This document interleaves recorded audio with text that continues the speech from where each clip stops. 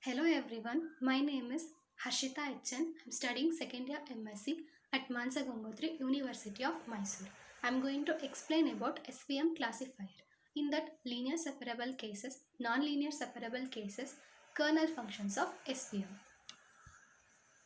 Support vector mission or SVM is one of the most popular supervised learning algorithms, which is used for classification as well as regression problems. But generally, they are used in classification problems. The goal of the SVM algorithm is to create the best line or decision boundary that can segregate n-dimensional space into classes so that we can easily put the new data point in the correct category in the future. This best decision boundary is called a hyperplane. SVM chooses the extreme points or a vectors that helps in creating the hyperplane. These extreme cases are called as support vector, and hence algorithm is termed as support vector machine. Types of SVM. There are two types in SVM. One is linear SVM and another one is non-linear SVM. Linear SVM is used for linearly separable data, which means if a data set can be classified into two classes by using a single straight line, then such data is termed as linearly separable data. And classifier is used called as linear SVM classifier. Non-linear SVM. Non-linear SVM is used for non-linearly separable data, which means if a data set cannot be classified by using a straight line, then such data is termed as non-linear data, and classifier used is called as non-linear SVM classifier. Hyperplane, support vectors and margin in the SVM algorithm. Hyperplane. It is a decision plane or a space which is divided between a set of objects having different classes. The best decision boundary is called a hyperplane. Margin. It may be defined as the gap between two lines on the closest data points of different classes. It can be calculated as the perpendicular distance from the line to the support vectors. Large margin is considered as a good margin and small margin considered as a bad margin. Support vectors. The data point or vectors that are the closest to the hyperplane and which affect the position of the hyperplane are termed as support vector. Since these vectors support the hyperplane, hence called a support vector. How does SVM works? SVM works in two different types. One is linear separable case and another one is non-linear separable case. In linear SVM, let's begin with the problem. Suppose we have a data set as shown below and you need to classify the red rectangles from the blue ellipse. So, your task is to find an ideal line that separates this data set in two classes.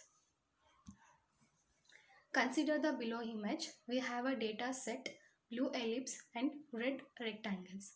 So as it is in 2D space, so by just using a straight line, we can easily separate these two classes. But there can be multiple lines that can separate these classes. Consider the below image. By using a straight line, we can classify the data set.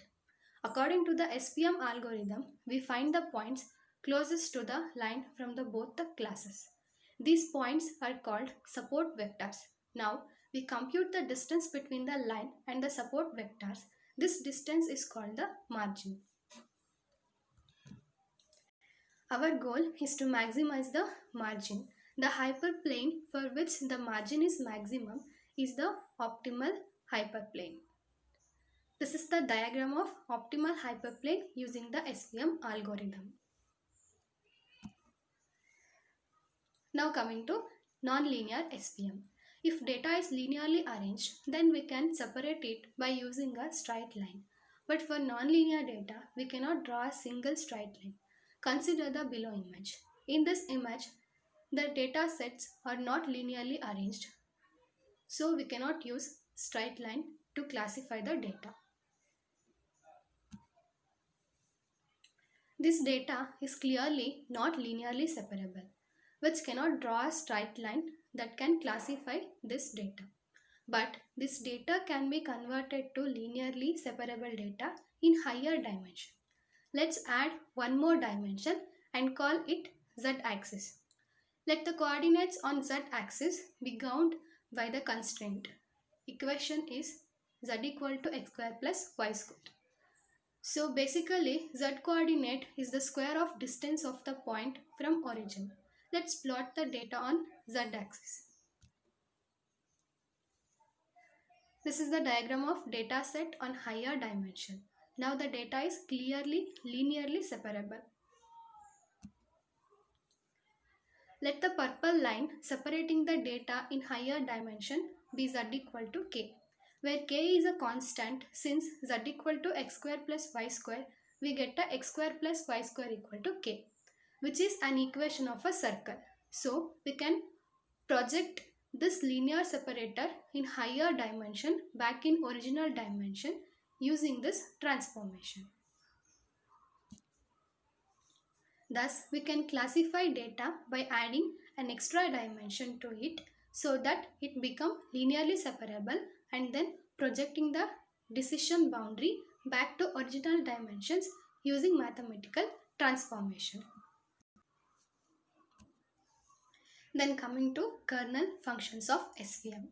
SVM algorithm uses a set of mathematical functions that are defined as the kernel. The functions of kernel is to take data as input and transform it into the required form. Different SVM algorithms use different types of kernel functions. These functions can be different types. Linear kernel function. The linear kernel is the simplest kernel function. It is given by the inner product of x comma y plus an optional constant c. The equation is k of x comma y equal to x to the power of t into y plus c. Polynomial kernel. The polynomial kernel is a non-stationary kernel.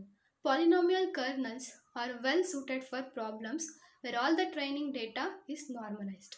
The equation is k of x comma y equal to alpha into x to the power of t into y plus c whole to the power of d. Adjustable parameters are the slope alpha, the constant term c, and the polynomial degree d. Gaussian kernel. The Gaussian kernel is an example of radial basis function. The equation is k of x comma y equal to exponential of minus mod of x comma y whole square divided by 2 into sigma square.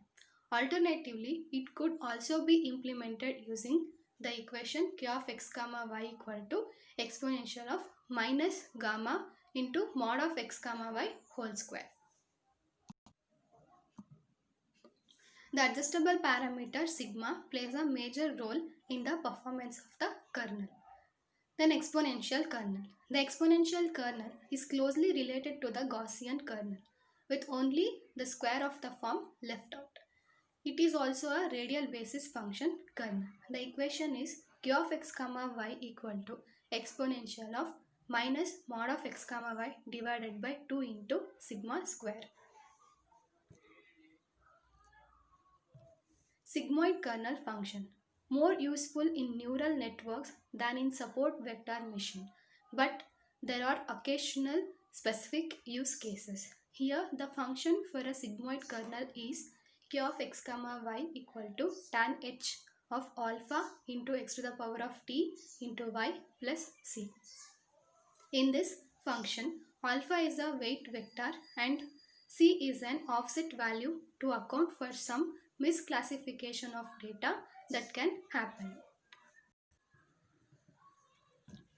Applications of SVM. Applications of SVM are face detection, text and hypertext categorization, classification of images, bioinformatics, protein fold and remote homology detection, handwriting recognition, generalized predictive control, in short form GPC. Then coming to advantages of SVM. SVM works relatively well when there is a clear margin of separation between classes. SVM is more effective in high dimensional spaces. SVM is effective in cases where the number of dimensions is greater than the number of samples. SVM is relatively memory efficient. Disadvantages of SVM. SVM algorithm is not suitable for large data sets. SVM does not perform very well when data set has more noise, that is, target classes are overlapping. In case where the number of features for each data point exceeds the number of training data samples, the SVM will underperform. As the support vector classifier works by putting data points above and below the classifying hyperplane, there is no parabolistic explanation for the classification. This is about SVM classifier in that linear separable cases, non-linear separable cases, and kernel functions of SVM. Thank you.